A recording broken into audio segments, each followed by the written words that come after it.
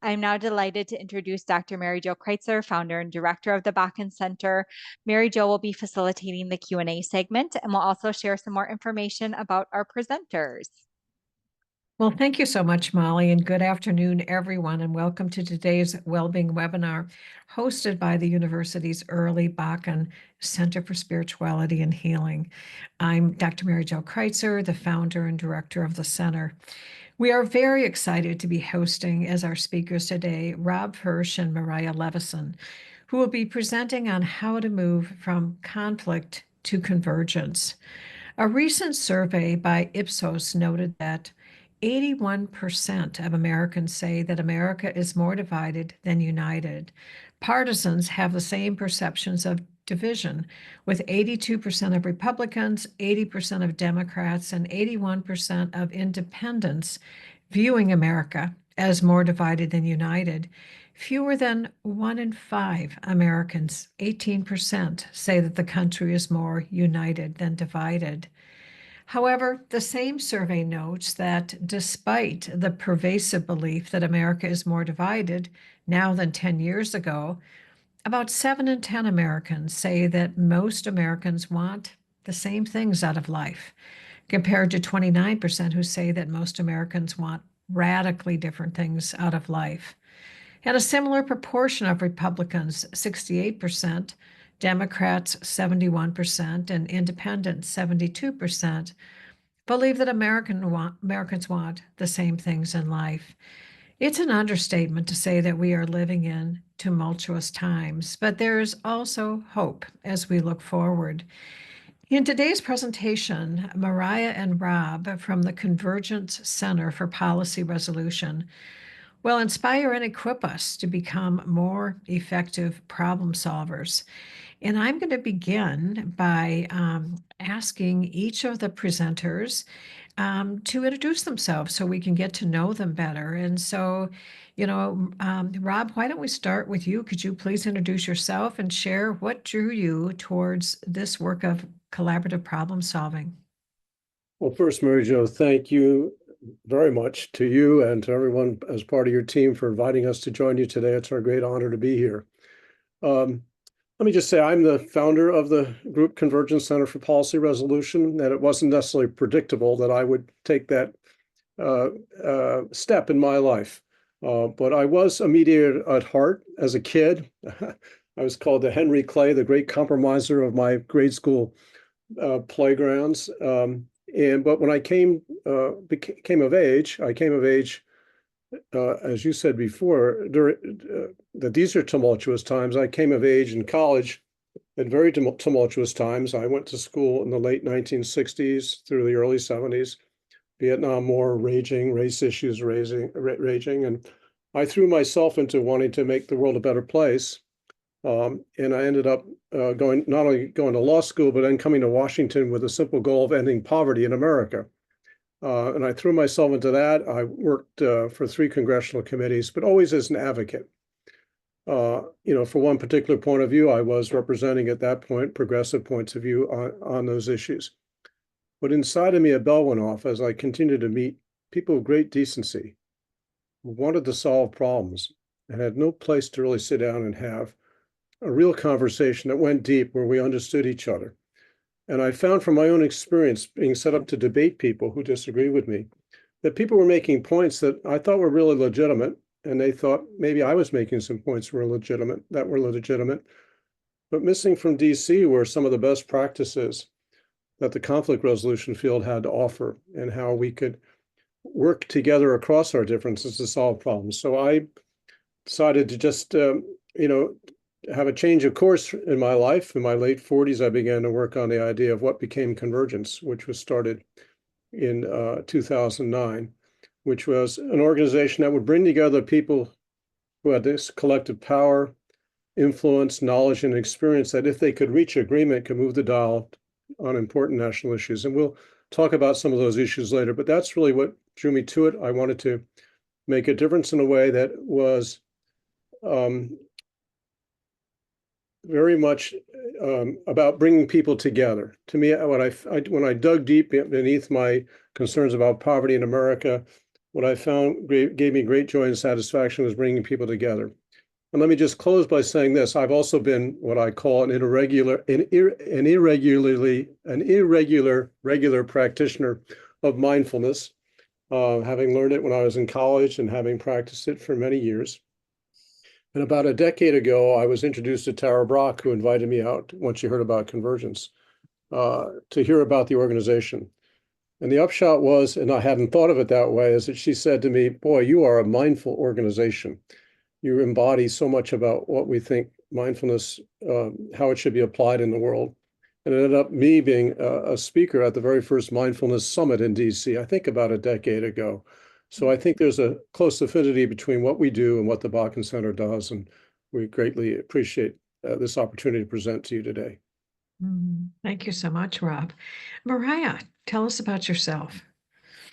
Thanks, Mary Jo. And again, thank you for having us. So excited to be here today on this snowy Halloween day here in Minnesota. So I'll be out in that snow with my kiddos later tonight, but so happy to be here now.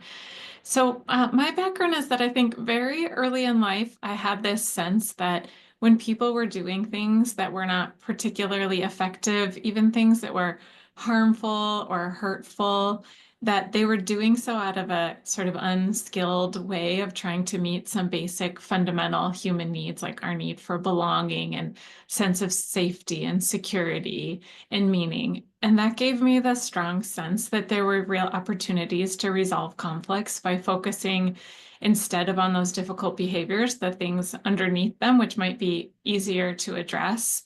There's a story that's told a lot in my field, the field of conflict resolution, about two sisters who are in the kitchen fighting it over an orange. And they're yelling and fussing, and their mom comes in and says, "I've had enough of this." And she chops the orange in half and says, "There, now you should both be satisfied. We've compromised." And they're still upset. And, she's at her wit's end with them and, says, "Why are you still upset?" And through talking, they end up discovering that one of the sisters wanted the rind to, grate it into, zest for baking. And the other sister wanted the juice for something else. And so when they compromised, neither of them really got what they needed, and there would have been a way forward where they both could have got what they needed. And that's obviously a story to illustrate a point. But in my experience, it's very much true in interpersonal conflict and even in public policy conflict. When we think about divisive issues today, like build a wall on the border or don't, both of those things can't happen at the same time. You build it or you don't. Although I do think we have like half a wall on the border now. But if you look underneath that and you really try to understand what's driving people's concerns around making sure that communities are able to meet the needs of people who come to them, making sure that we have an immigration system that's fair and safe, and all of those things. There are many more ways to resolve our conflicts. And all of that led me to be, I think, the rare person who is happiest in a room the more divided it is, because the more potential I see there for transformation of people coming to realize that they can meet each other's needs in these kinds of ways. And so then I went on to do this work at the local level, at the state level, at the state of Minnesota for a long time, running something called the Office for Collaboration and Dispute Resolution, and now running Convergence, focusing on national and state issues. Well, we are so thrilled to have you with us today as well, Mariah.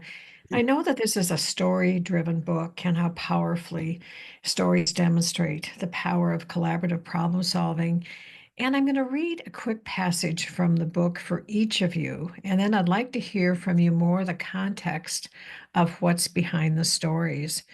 And so, Rob, we'll begin with you, and this is page 14 of the book. One day in November 2006, during the lunch break of an all-day meeting, Carla Willis grabbed a moment to chat with Rob one-on-one.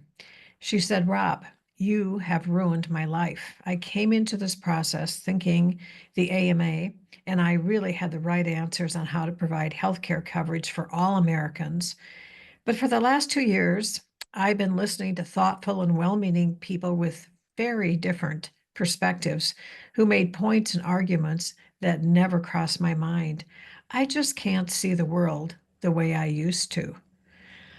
Wow, Rob. Sounds like you've ruined her life. Tell us how that came to pass. What's behind the story? Well, thanks, Mary Jo. This actually was my maiden voyage as a bridge builder on national policy, and it occurred in the period of 2004 to 2007.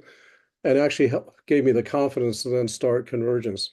And the background was that, as some of you may recall, the country really did not have comprehensive healthcare coverage for millions and millions of Americans. In fact, in 2004, when this project was running, and Carla represented the AMA, which is the American Medical Association, at the table. She was their chief economist. It was estimated at least 40 million Americans at any given moment, and potentially up to 50 million, did not have healthcare coverage.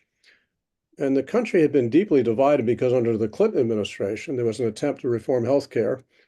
And President Clinton famously put his wife, Hillary Clinton, in charge of that. And it became a fiasco and a tense situation at the national level, people running national ads, attacking each other, and the proposals went nowhere. So the context was that I had a notion that I took to a leading advocate on behalf of the poor to get health care, that maybe we should bring everyone together to talk about how to cover the uninsured. And it was really not an easy process because these people had been so at odds, many of them attacking each other. And as one participant said, we knew each other, but we really didn't know each other.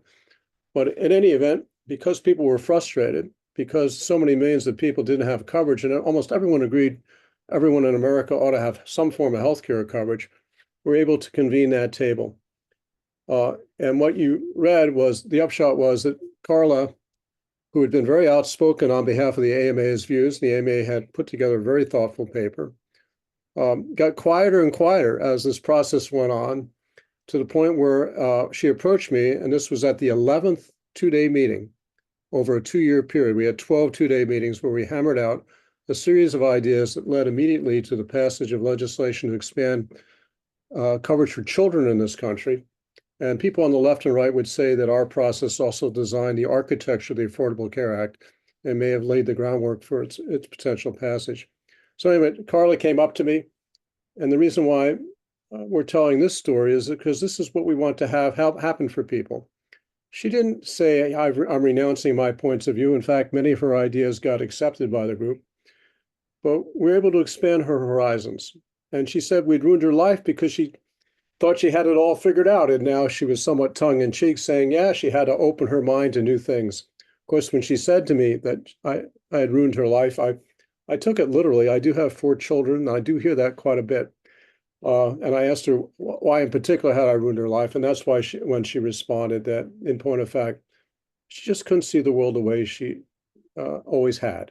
And that's really our goal when we do this kind of work, is to try to move people to not necessarily never to relinquish their values, but to open their minds to potentially expanding their worldviews to incorporate the views of others. And in that process, they can often find areas of common ground where they can really work together well.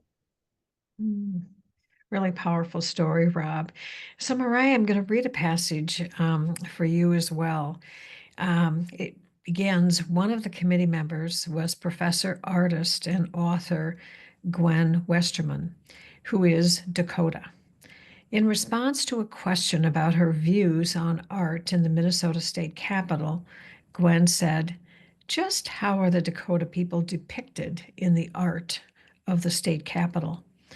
They are shown through a constructed myth of the primitive savage in direct conflict with advancing civilization." So, Mariah, can you give us a little bit backstory on that passage and how you were involved with making changes to the art in the Minnesota State Capitol? Thanks, Mary Jo. So looks like the majority of folks here are in Minnesota. So you may remember that a number of years ago, the Capitol underwent a big renovation. It was the first renovation since it was built. And it was at a time when in the public across the country, we were having a lot of discussions about monuments and representation in art. And so many citizens and policymakers became concerned about the art that was in the Minnesota State Capitol and got a little bit stuck about what to do about that. And so a task force was created, of which Gwen was a member. I see some folks here from the University of Minnesota all over, and Gwen has worked there in different locations, I think, but many members on the task force, policymakers, representatives of tribal nations, people with architecture and art backgrounds. And they also got a little bit stuck. And so my office was asked to come in and help find a way forward to make some decisions about art in the Capitol. And there were two paintings. There were a couple of aspects of the art that was concerning.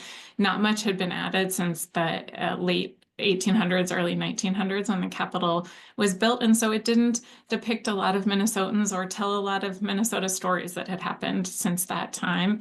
But in particular, there were two paintings that were a cause for concern. They were both located in the governor's reception room, and that is where governors give press conferences and are on camera and make important speeches. And so these paintings were in the background, in particular one called the Treaty of Traverse des Sioux.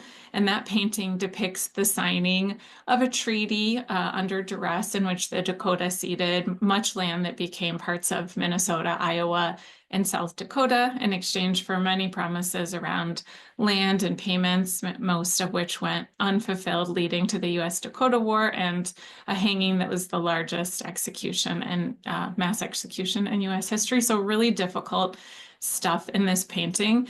And so the arguments started to sound like, get the painting out of there. You know, it's a very dark time in Minnesota history. It's not the thing that we want to, you know, have our governor standing in front of at important moments, or, you know, don't leave it there. We're not trying to sweep difficult moments under the rug and not talk about them.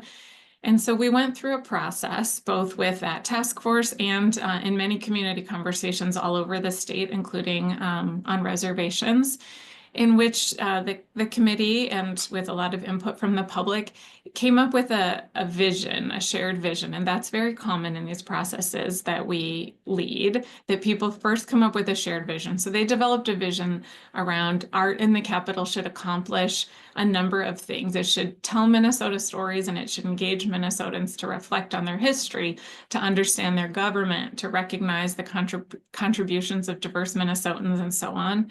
They also landed on some guiding principles, which is also a common part of our processes. And two of them were really salient. One was that the Capitol is the people's house, and so the art there should be welcoming and affirming of all Minnesotans, but also that the art in the Capitol should do, as art is intended to do, help people grapple with really difficult topics. And so based on that shared vision and those guiding principles, the decision that was eventually made was to move those pieces of art out of the governor's reception room, which if you've ever been there is very ornate, lots of gold filigree and all kinds of that stuff, and not the ability in that room to provide much interpretation for those paintings, but also not to take them fully out of the Capitol, but to move them to their own room that was part of the newly renovated space where they could really be contextualized. So now they're in a lovely room with these lovely etched glass panels that talk about that vision and those guiding principles and how Minnesotans came to this decision, and also has the faces of many Minnesotans of many backgrounds talking about how they think about these paintings and the history. So I think that's a nice example of how, instead of going from this, you know, leave it, take it out, a more complex solution emerged that grappled with meeting more needs and more perspectives of more Minnesotans. Another great example. So Mariah, are you going to lead us now into a little bit more formal understanding of the process that you bring people through? I am. I'm going to share my screen and share a couple of slides and give our listeners here with us today a little bit of a sense of what's in the book, and hopefully leave you with a couple of skills, tools, approaches for addressing divisive issues. I know that's on all of our minds with our election coming next month. So I'll do that, and then hopefully we'll have some time for some questions, which is my favorite part of these conversations. So let me share my screen here. All right. Mary Jo, are you seeing the right slides there? Yes, it's perfect. Great. So again, I know that we are in these times that are feeling very divided. Rob and I started this work before we were in this particular moment, and we share the perspective that we've never been all that good at resolving our difficult issues, but in this moment, it feels very tough. And so our goals in writing the book were really twofold, really to provide hope that we aren't quite as divided as the dominant narrative out there would lead us to believe, that in our experience, we're able to really reliably bring people together to build some stronger relationships than they had before and develop some solutions for their shared problems. And then secondarily, to share some of those tools and approaches with others so that others can have those same kinds of experiences of being able to bring people together, build relationships, and come to solutions. So a little bit of background, context that we have in the beginning of the book, and just context on why it feels so hard to resolve our divisions at this moment in time. So one of the reasons, it's our polarization, our division is a really complex phenomena, and there's lots of drivers to anything so complicated. Many things I'm sure you're aware of, and just sort of the pace of change, growing inequality, demographic change, and very importantly, I think our kind of disrupted media landscape. But one of the things that I'll highlight is that it used to be that our political parties had a lot of overlap. You know, you'd be familiar with the idea that like a blue dog Democrat in the South might have been more conservative than a Northern Republican, you know, in the Northeast. And political scientists thought that that was a bad thing because they thought we didn't have real choice in our political parties, and they were wrong. That was a better way to go. Now that we really do have greater consistency in our political parties, the Democratic Party truly is more liberal and the Republican Party is more conservative. And now that that consistency exists, that kind of worldview alignment also shapes whether someone is conservative or liberal, where they live, work, worship, or play. And so now we're not interacting with each other across our differences as much as we might have in the past. You know, now when people see that you got your coffee at Starbucks or Dunkin' Donuts, or if you drive a pickup truck or a Prius, people are able to make a lot of assumptions about our politics and our worldviews. They're not always true, but there's some truth in that. And when we, you know, no longer are living, working, playing, all of those things, shopping in the same places, then we miss the opportunity to see the many things that we do have in common, and we begin to exaggerate our differences. We forget at times that we have lots of shared experience as parents, neighbors, patriots, you know, supporters of certain sports teams, and so on. So that is one of the primary drivers of our division that our process is aimed at addressing. But we also know that that's not the whole story. Mary Jo shared some statistics at the beginning of our session about some of our divisions, but we also, in our world of conflict resolution, see all of these statistics about how it's not the whole picture, about how concerned people are and how they don't want it to be this way. And one of the things that gives us a lot of hope and that we base our process on is that we find in our work that most Americans share high-level goals and values. So I will do in trainings, I'll say, raise your hand if you're against a strong economy. If you don't like good schools, you know, same thing for values. Raise your hand if you aren't in favor of fairness or opportunity. You know, at a high level, we share these goals and these values. And when we can uncover that kind of hidden common ground that we have, then we have a foundation that enables us to more effectively navigate the differences that we have around how we achieve those shared goals and values. And there are some differences there, but that's a level of conflict that really can be constructive, that can help us push our thinking to a new level. And that is very much our experience at Convergence and what we do in our processes. It's also true that these high-level goals and values, this overlap sometimes even extends to specific policy issues. So one of our most divisive issues in the United States is around guns. People tend to think that we're much more divided than we are.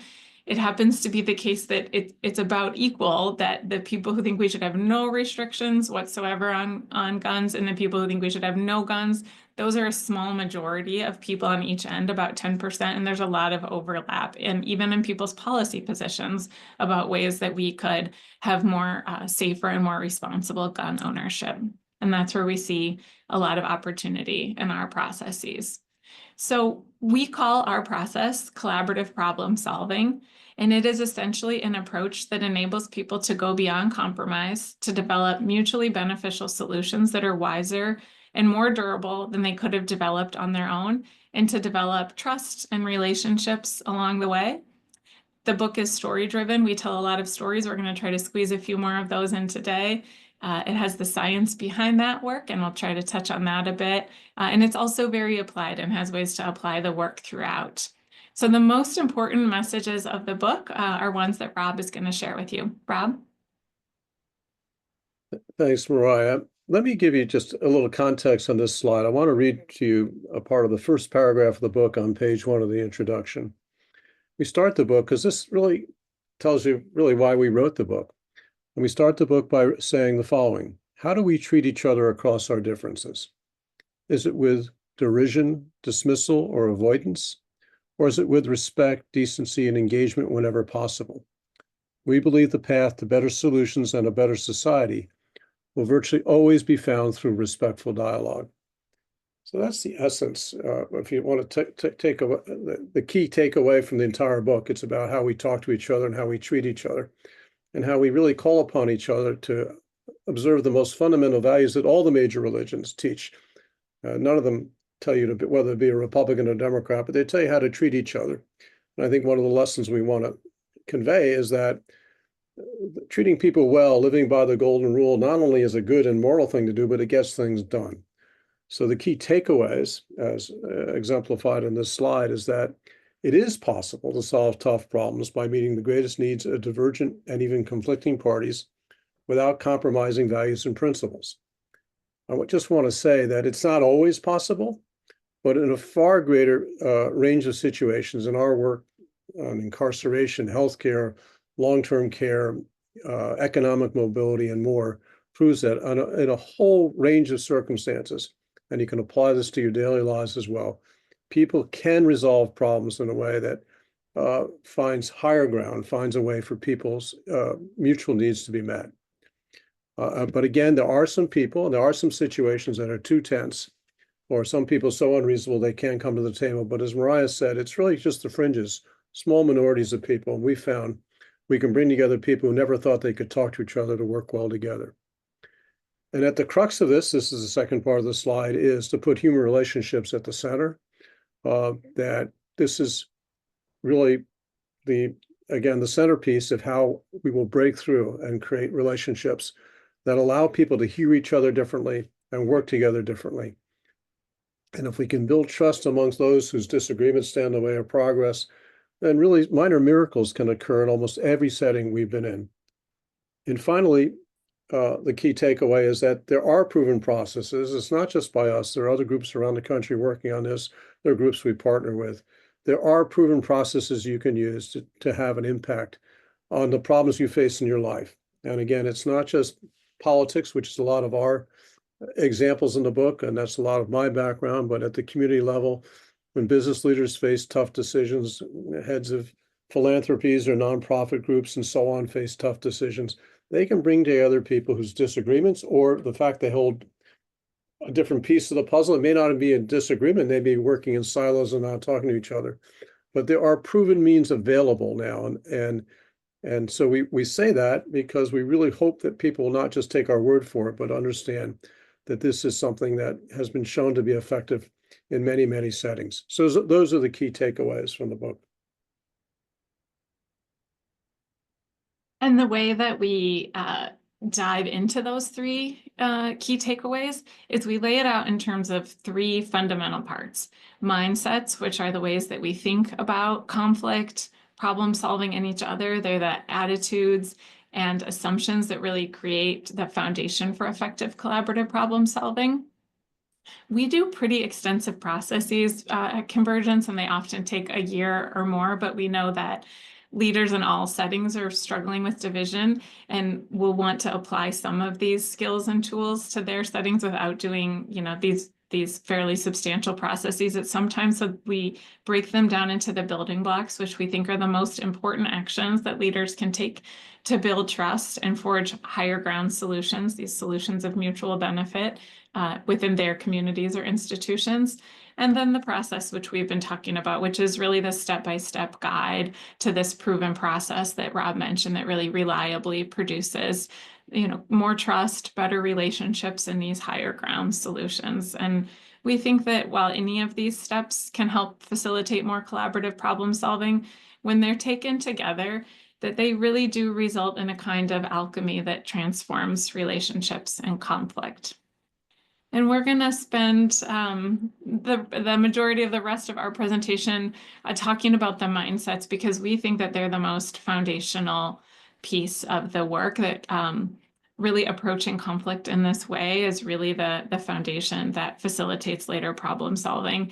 It's not the case that people enter our processes with these kinds of mindsets. In many cases, they don't. In many cases, they come to the table in a defensive posture, only there because they don't want their perspective to be left out, or because someone who convened the process makes it seem like the person needs to be there in the room. But through the process, we're able to help foster these mindsets among the participants. But as potential leaders of these kinds of approaches for you all, these kinds of mindsets can be cultivated. So the first one is that conflict can be constructive.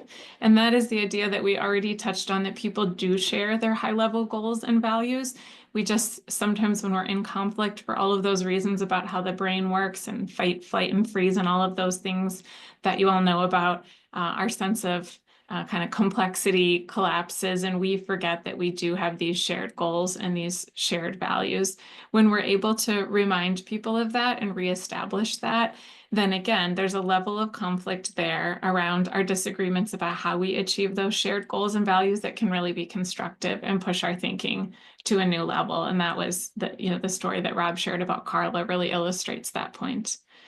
The next mindset is that everyone gets the benefit of the doubt, and that is the idea that very few people wake up in the morning thinking about, how can I make the world a worse place today? It's not that sometimes people aren't sometimes causing harm, but everyone has a story about why they're doing what they're doing that makes as much sense to them as our stories make to us.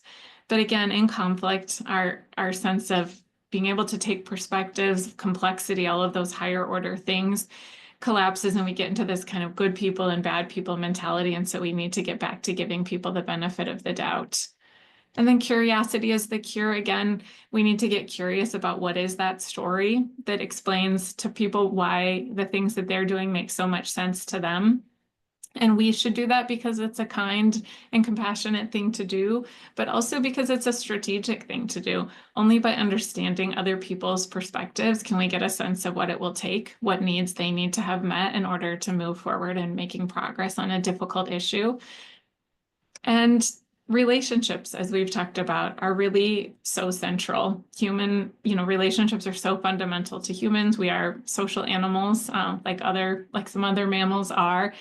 And we need those relationships to navigate our conflicts. So, not always, but, with our friends and family, generally, when we have different perspectives, we're able to navigate those. And so establishing some trust and some relationship really helps people to move forward and be able to problem solve. And that giving folks the benefit of the doubt and getting curious really helps to do that. Rob, you want to tell a story that illustrates that point? Sure. Well, I got two stories I want to try to tell, but I'll try to be quite brief.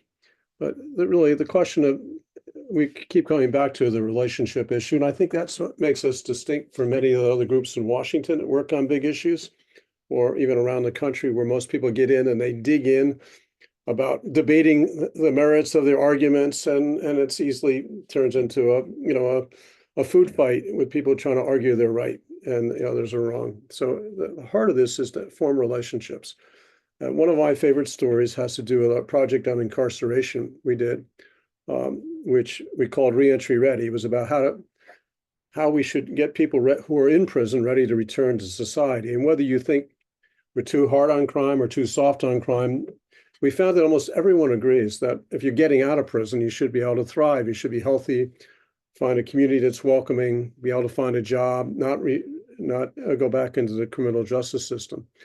And we convened a table in which the tension the first day was so thick because we had, for instance, an academic from Georgetown who'd written a book very critical of not only the public-private system, but especially private prisons.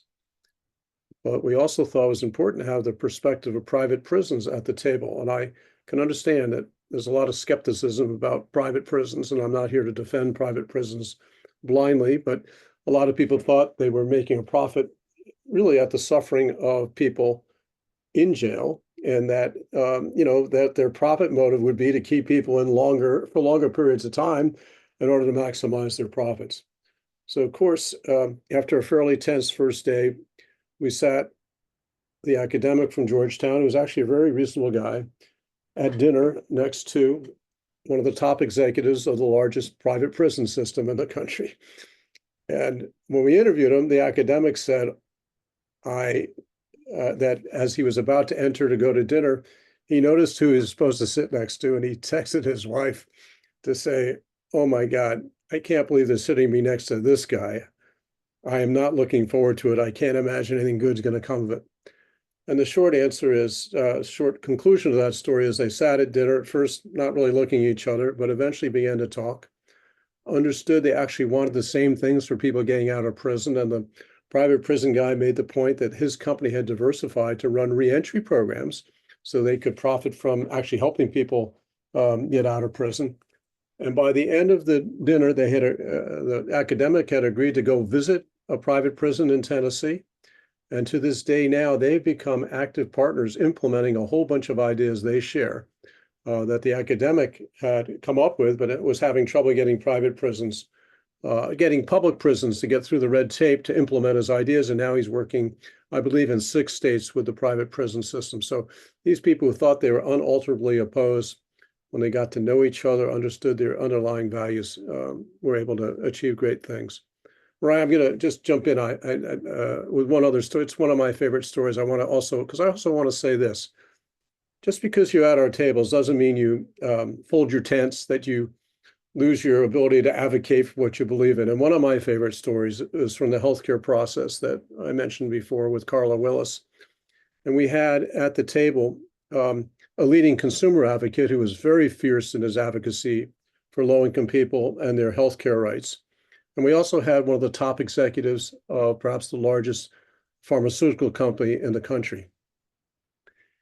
And as it turned out, every year, the fierce progressive advocate would issue a report publishing the salaries of the top 10 pharmaceutical leaders in the country, which were quite high. The salaries were quite high. And he juxtaposed that with the cost of drugs for low-income Americans. And so he would list, again, the top 10 pharmaceutical company earners. Well, by the time we got into this healthcare process, he'd already formed a strong relationship with the senior executive from the pharmaceutical company who had won everyone's trust in opening minutes by saying, "You know what, my company has deep interest in how we cover the uninsured, but I want to have a conversation about what the best policies are. Let me worry about my company later." And he became perhaps the most popular guy in the room because he was so reasonable and open-minded. So as it turned out, a few months later, when the advocate was putting together a report on the earners in the pharmaceutical industry, and again, juxtaposing that with the cost of drugs for low-income people, his colleague in the room from the pharmaceutical company turned out to be the 6th highest earner amongst all pharmaceutical executives. So our friend had a dilemma. He had a growing relationship with this executive. On the other hand, he didn't want to pull his punches about fighting for what he thought was right. So what did he do? He then published a report that basically attacked only the 5 highest earners in the pharmaceutical industry rather than all 10. And it's just a sign of, I think, the kind of respect that grows in a room. The advocate didn't have to pull his punches so much. And he, I think out of respect for the decency and the quality of the person he was with, decided he had to at least amend his tactics a bit and not be so confrontational towards someone who'd been a colleague. And the last one of these mindsets on the list is to seek higher ground. And that goes back to the idea that we touched on a bit, that people often come in with demands that are oppositional and mutually exclusive, or quickly go to compromise, which has fallen a bit out of favor. We're in favor of compromise, but we don't want people compromising important values and principles. But that there is a path forward, in which we can meet more needs of more stakeholders to important issues. And when we do the work to understand what are those needs that are driving positions and behaviors, then we find many ways that we can develop solutions that maximize that mutual benefit to people who are impacted by these issues. So part of the mindset is just believing that that's possible, that it doesn't have to be win-lose, that it doesn't have to be a compromise, but that there's a way to forge higher ground. The rest of the book lays out other elements of the process that we've had success with, these key building blocks that help people build trust and forge the higher ground solutions, and then the key steps in our process. But the last idea that we want to leave you with before we turn to discussion is that at the end of the book, we call for there to be more collaborative leaders. So all of you who are here with us today, we know that we can't do this work alone at Convergence, and we sure hope that we have piqued your interest today and that you will get interested in connecting with us and exploring more resources and finding ways to work together. But some of the things that we think everyone who is interested in collaborative problem solving can do are to work to cultivate these mindsets, to, put people before politics, to center relationships in the way that we've been talking about by finding those shared values, goals, and principles and trying to, meet more needs of more people, to listen more. Listening is really a powerful tool. There's lots out there about it these days, but research really does show that once people feel heard, they open up more, they say more nuanced and complicated things, less exaggerated and extreme things, and they're much more open to take in other information. A great way to listen is just really asking more questions, to say, tell me more about this. And then widening our circle. One of the things that works so well in our processes is that we have people together who really represent the full range of perspectives on these topics, and that is becoming increasingly rare in our world. And it's possible and important to read about different people's perspectives and different sources of information, and that's important, and we encourage you to do that. But it's really nothing matches spending time with and building relationships with people who have different worldviews than us and think differently than us. That's been very transformative for both Rob and I.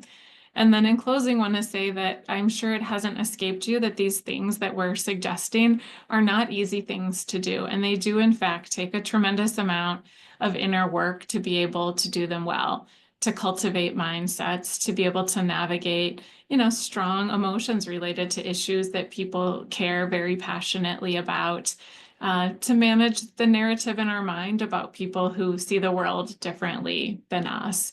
And so I think it's not a coincidence. Rob opened by saying that he has a background in mindfulness and meditation, as do I. And I think it's not a coincidence that the most effective mediators, facilitators, and problem solvers that I know have their own practices of meditation, mindfulness, and other spiritual practices that enable them to practice these kinds of skills that facilitate collaborative leadership.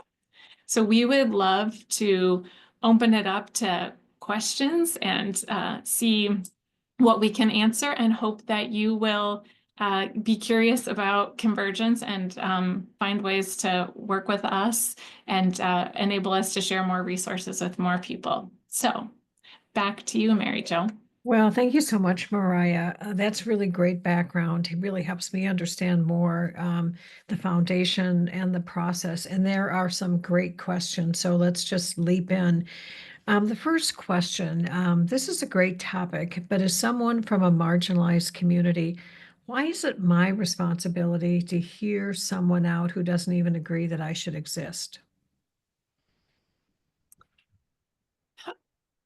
Do you want me to start here, Rob, or you want to go first? Feel free. I think so many of our most divisive issues boil down to the idea that when we're in conflict, we get really afraid about whether there's enough to go around and whether the needs of myself, my family, my community can be met, and the needs of other people who we perceive to be in different groups than us can be met. I think so many of our divisive issues today stem from a sense that as we're trying to put some people into the boat who haven't been in the boat before, maybe we're trying to throw people out who have been there, But really what we're aiming to do is to build a bigger boat and ensure that we're able to meet more needs of more people. And I think there really are skills and tools that enable people to get out of that, getting into a sense of, us versus them, that we only some of us can get our needs met and find solutions of mutual benefit. I would just maybe jump in as well, Mariah, if you were done, to say this. First of all, I don't know the person who asked the question, but I feel for you and how you feel. And as I said before, not everybody can talk to everybody. There are people who are too far gone, too biased, too fearful, too angry, too racist, whatever, that you can't reach them. But our experience is that it's a much wider swath of people can talk to each other. And I would suggest to you that, I don't know what circumstances you face and who you're up against, but that erring on the side of at least trying to understand the other side a little deeper, not overgeneralizing that everybody on that side feels exactly the same way, that there are people who maybe support certain political candidates, but may not share all their views. Leave room to complexify and potentially leave an opening to create a connection. But there are times I think it is futile. Used to say I wouldn't have told Martin Luther King, not that he would have asked me to go sit with Bull Connor, who on the basic issue of whether we'd have integration in this country, that was a non-starter at that time. But there were people to talk to, and I would just say, just be patient, look for opportunities, err on the side of talking when you can, and you can always go back to being in confrontation. But it's also understandable you wouldn't want to be in the same room with certain people who are so far gone and so hateful that there's no way to get around that. So the next question kind of builds, I think, on this first question, but it takes it to a work environment. Somebody writes, what advice do you give to those who hold a polar opposite to their environment, i.e. the conservative individual working at the liberal university?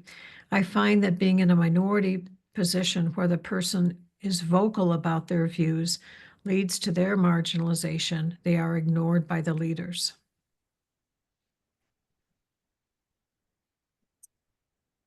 So a couple things I think about.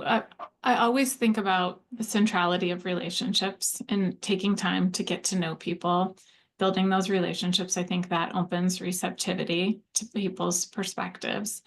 I think getting curious about other people, asking about their perspectives, where they come from, and being genuinely curious and interested, learning about other people's perspective often opens their mind to hearing more about our perspective. So those are two things that sort of centering relationships, giving even those folks the benefit of the doubt, getting curious about their perspective. And then we find that when that happens, then people often kind of get pulled into that sort of mindset and then start to reciprocate and to be into relationship to get curious about others' perspectives.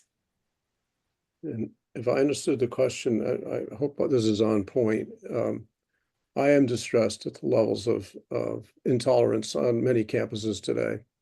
And it seems to us really important that these ideas begin to be spread on campuses. In our book, a big target audience for our book is to get through to young people and to professors and administrators on campuses. So a different culture arises there where people put, again, their relationships and respect the most fundamental human values above being right. I've had the honor of, for about 4 or 5 years now, being a guest lecturer every semester at a class taught at a community college in Indiana called Ivy Tech. And it's a mix of Bloomington, Indiana, some liberals and a lot of blue collar working people there. And the impact of talking about these ideas has been dramatic, according to the professor. That people, the young people there, many of them come in with their minds made up about how the world operates and whether they're blue or red, at least have some doorways open to seeing the world a little differently. And that's really a big part of this book. Is we hope it will spread to campuses and other places where people's tolerance, understanding, curiosity can be fostered, and people can have a more accurate view of each other, that the veil about how we see each other can be lifted a bit. And of course, it's tougher in this day and age with so much social media and other media fanning the flames and so on. But there needs to be an antidote, and there need to be practices and leaders that begin to model a different way of treating each other, because it can work for all of us. Your story about the pharmaceutical exec and relationship changing the researcher from doing the top 10 to the top 5 reminds me of the good old boys club, who you know affects everything. This feels more like a negative compromise to me. Do you have a reaction to that? Yeah, I saw another comment in the chat about that. The point I was making there, and our tables are always try to be very diverse. We try to bring in people with lived experience. We try to bring in people, all the different voices and perspectives we need. It's there. I was just simply trying to make that point, the point that this person felt they could still be a strong advocate for their point of view without sort of alienating someone that they now liked and respected. And it was just a matter for me of saying that this passionate advocate for the poor, they really didn't have to pull his punches. It didn't matter ultimately whether he juxtaposed the top 5 or top 10. It was just a matter of how his perceptions of someone who he saw as a sworn enemy to begin with had changed. This person was of great decency, and it felt, I think, gratuitous to him to try to make sure that he included him in that particular report they put out. Obviously, people can see that differently. Your own perspective and your own politics may influence how you see it, but it wasn't. We certainly do everything in our power to make sure that everybody becomes part of the same team, no matter what the background. It's not just an old boy network working together better. It's getting all the voices with all the differences people have across genders, races, and so on, hearing each other and working together differently, and then feeling probably differently about each other. And I think that's one big point we didn't quite emphasize enough, which is we have example after example of what we call radiating impacts, that the people at our tables, not only do they work together on that issue where we convene them, and they often make huge progress, but they talk to each other differently. They understand things differently. Our table on incarceration had about 8 people who were formerly incarcerated at the table. We couldn't have currently incarcerated people at the table, but we had all sorts of people who were marginalized at the table, and their voices were heard. And relationships changed and perceptions changed as a result. And I think that's really the crux of the matter, is to try to make sure that we create those opportunities to complexify how we see each other and begin to see each other more as full human beings rather than just as cardboard cutouts of any one particular perspective or one set of politics. That's helpful, Rob. So speaking more towards the political side of things, it feels like generally only people on one side want convergence or want to learn about convergence. How do you convince the other side to even be part of the conversation? I think on both sides, it's often, well, it is, and my whole career has been this work. The hardest part is getting people to the table. The work at the table is it's not easy, it's hard, but it's more reliable than I think people would expect based on the dominant narrative of how divided we are. But people are nervous about coming together, about talking to people, from the other side. They don't know what this collaborative problem-solving process is. And so we go really slow in the beginning because it is essential to our process, as Rob said, to really make sure we have the full range of perspectives, the full range of backgrounds, of lived experience, of demographics, of all the kinds of differences that are relevant to an issue in the room. And so one of the things that we do, it sounds so simple, but we interview a lot of people before we start the process, and it enables us to figure out who needs to be at the table, but also how to shape the whole process. And by listening to people, maybe for an hour or so each, people really feel heard, and it really builds the trust in the process. And then when we share back the plan for working together, the topics we're going to take on, who's going to be at the table, the order that we're going to approach things, that builds a lot of trust in people, that we're really basing it on them and their perspectives. And that's how we get people really from, both sides of the political aisle and both perspectives into the room. I think in groups that are focused more on dialogue, you see more of a skew to leftward leaning participants showing up for dialogue, and it's harder to get more balanced rooms. Our work, though, that's focused on problem solving, where people see, an opportunity to get something done and address a problem that's really important to them, on all sides of the political spectrum, we have less of a challenge with that. I would just add when people need problems solved, and they're frustrated, we're often their last resort, but they will, if we frame a problem they need solved, then we have a chance of getting there. I do agree with the premise that there's a disproportionality today. This tends to be seen in many circles as a more progressive thing. And frankly, a lot of Republican friends of mine are somewhat dumbfounded about that because they believe in dialogue. I believe out of their own religious convictions that need to treat each other well is really important. And for those of you who might take a look at the book, you might see one of our major endorsements from a former chair of the Republican National Committee, former Republican governor of Montana, also chaired George W. Bush's reelection campaign. So I think events of recent years and some political leadership lately has really made it more difficult. And people are being seen as quite extreme. Many of them are quite extreme. But within that, even within each party, there are lots of people, and it includes our board of directors, which is probably half and half Republican and Democrat, who believe in the idea of how we treat each other is really fundamental. How we solve problems, in many cases, can be as important as exactly what the solutions are. But it is an uphill fight, and there's a lot of skepticism. But luckily, in our processes, we're able to break down that defensiveness. Mm. So it seems that, like in the book, and actually in your presentation today, a lot of this is how do you bring groups together and address policy divides. There's a number of questions that are kind of wondering, do some of these same concepts and principles apply when trying to just resolve differences in a conversation, between two people? And one of our participants writes, how can I ensure that my quote opposition is approaching our conversation with the same mindset? I haven't felt that. I find myself giving the most, and I don't appreciate that. Do you want to go first, Rob? Happy to take a shot, Mariah, but you can improve on this, I'm sure. First of all, again, I feel for you. You can't always get everywhere where you need to go, and you can't necessarily do it in one fell swoop. But as I think Marianne Johnson wrote a beautiful newsletter about our book and about this session coming up and some of the ideas. And the science shows that if you are an attentive listener and show curiosity, the odds are that the other person will respond much more likely to respond in kind. So I urge you to be patient, understand when you're up against the wall and you can't get anywhere. But I'm getting stories back from people who read the book that they've had breakthroughs in their relationships with other people by practicing these things. And curiosity is a great thing to practice. And by that, I don't mean for you to ask questions like, I'm very curious how the heck you could possibly think this way. It's more like, tell me more. What don't I understand? Help me understand more. And you may have to just listen and not debate, but at a minimum, you maybe create a little doorway for people to hear you differently or for you to hear them differently and to get underneath what their beliefs are. But yeah, it's a very difficult time, and it's heightened certainly in 5 days or 4 days, whatever it is, before a major election.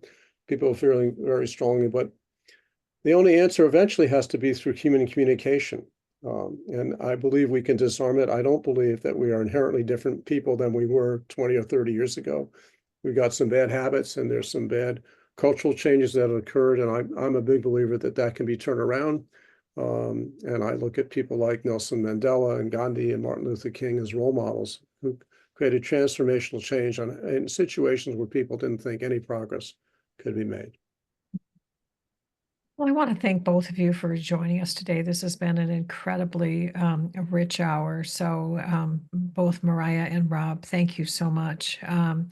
And I do want to highlight the fact that and you have it in the chat, that you're going to actually be in the Twin Cities on November 25th for an event that's being held by the Citizens League. And so if you'd like to learn more about this process, please go to that link and you can get more information about that event. I also want to acknowledge and thank all of our staff at the Bakken Center, particularly Molly Manko, who helped make today's webinar possible. And I want to thank everybody for, being with us today. And if you care to, in the chat, just maybe leave a word or so that tells us what you're taking away from the session today. Have a very good rest of the day.